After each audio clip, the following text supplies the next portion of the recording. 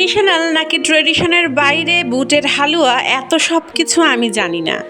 আমরা যারা 19 শতকে ছোট থেকে আজ বড় হয়েছি তাদের মনে এই বুটের হালুয়া অন্যরকম একটা স্থান দখল করে আছে।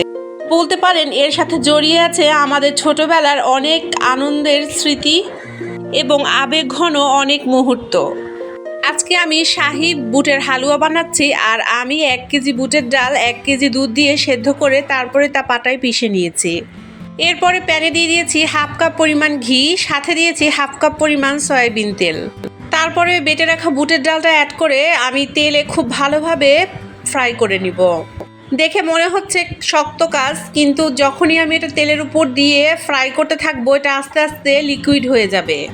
অবশ্যই মৃদু আঁচে কাজটা করতে হবে যাতে এই হালুয়ার মিশ্রণটি পুড়ে না যায়, সেটা অবশ্যই খেয়াল রাখতে হবে।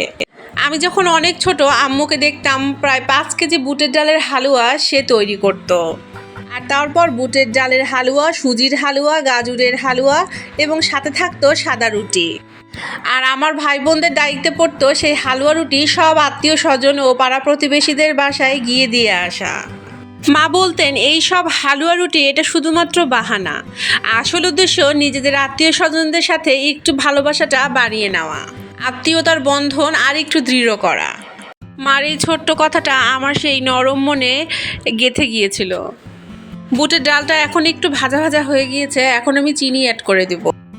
1 কেজি ডালে আমি প্রায় 1.5 কেজি পরিমাণ চিনি অ্যাড করব এবং তারপরে হালকাভাবে নেড়েচেড়ে নিয়ে রান্না করতে থাকবো।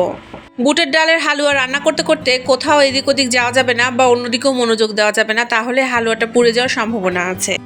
আসলে এই হালুয়া বানাতে আমরা সবাই পারি। তারপরেও এই রেসিপি শেয়ার করার ছলে একটু আপনাদের সাথে গল্প করা। হালুয়া রান্না হতে হতে আমি এদিকে ড্রাই ফ্রুটসগুলো একটু রেডি করে নিয়ে নিয়েছি 2 রকমের বাদামগুলো আমি কুচি করে নিয়েছি, আর এখন নিয়ে নিচ্ছি কিশমিশ। ড্রাই ফ্রুটসগুলো আপনারা চাইলে ঘিয়ে ভেজে নিতে পারেন, তবে আমি এই রান্নায় বেশ ঘি ব্যবহার করেছি, তাই আর এই ড্রাই ফ্রুটসগুলো আলাদা করে ভেজে নিইনি।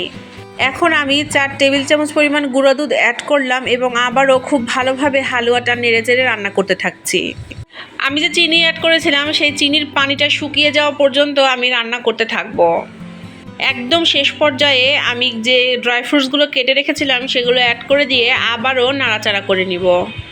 হালুয়াগুলো আমি বরফি আকারে কাটবো, তাই একটি পাত্রে আমি গরম থাকা অবস্থাতেই হালুয়াটা ঢেলে নিয়েছি।